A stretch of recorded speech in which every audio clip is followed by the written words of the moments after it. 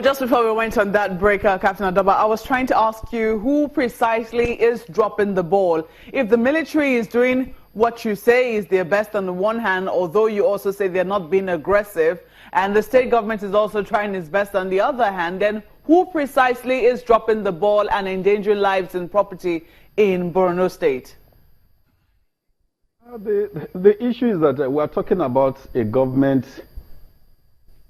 Security in this country is entirely that of the federal government. You know, is that of the federal government. And if today we are having lapses, it's entirely the federal government's responsibility. And I believe that the government can do much more to enhance the security by getting the immediate needs of the military for them to clean up this area. And then you cannot talk about re-equipping them after the operation is through. But right now, what we are talking about is, do we have what it takes to clean up this place? For me, the answer is no.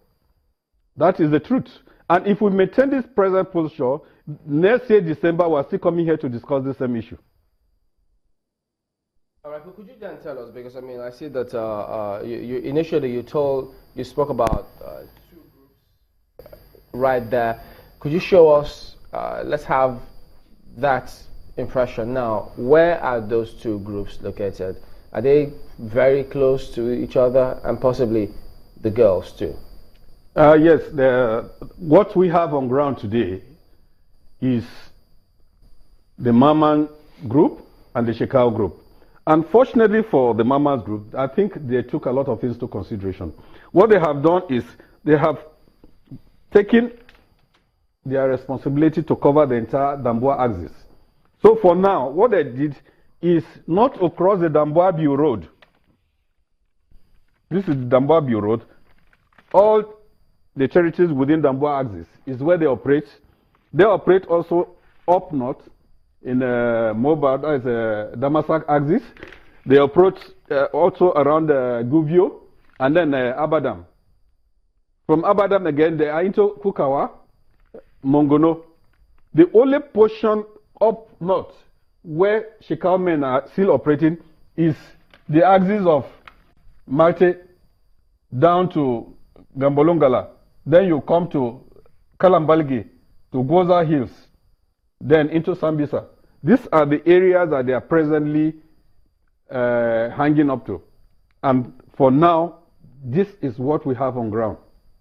So in other words, the Nigerian military is fighting two groups with the aim of destabilizing the nation, and they have taken different territories. But it would seem as if the Maman group has more territories now than the Shekau group. Yes, because if you take a closer look at what we have here, Shekau's group is concentrated at the Sambisa, the Goza Hills, and the Chad Basin of Malte local government. That is their... Sorry, the Goza Hills, is that not where we have the police training, the mobile police? The mobile training is just beside Goza town. You know, the Goza Hills is one of the highest points in the country, and is a place we have found difficult to actually dominate. So for now, there are lots and lots of them within that area. It doesn't look too far from Sambisa, is it?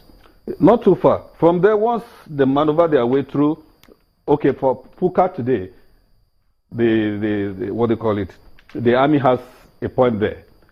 If not before, that is where they usually pass through. Even the Kumshe, where we had some funny operational hiccups in the 2013-2014, you remember the famous retreat which they entered into Cameroon. Those are the areas that are being patrolled by the military today.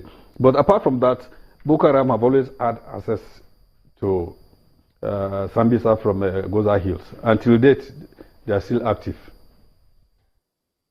Where is the location wherein the girls at the moment were released from? They were released from Banki Axis.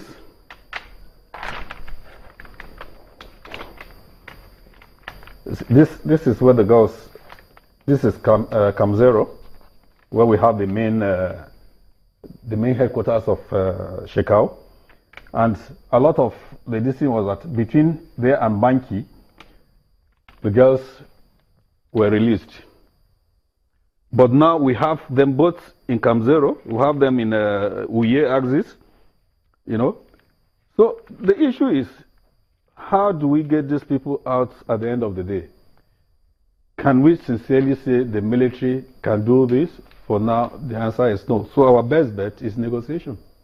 That's the truth. Which is the way we got them out yes. this last time. Right? Yes.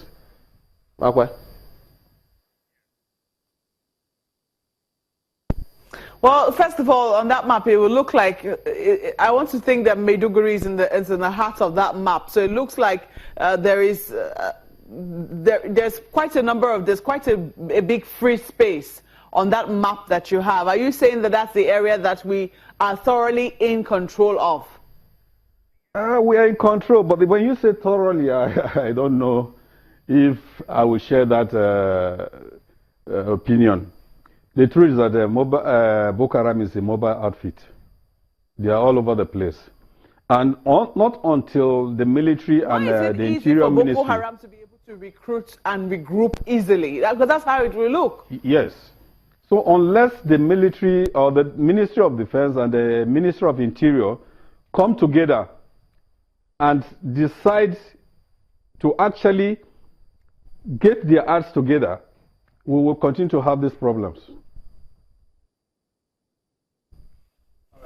Retired Captain Sunday Adoba, security consultant. We appreciate your coming on this morning. Well, we will be back in a moment. Don't go away.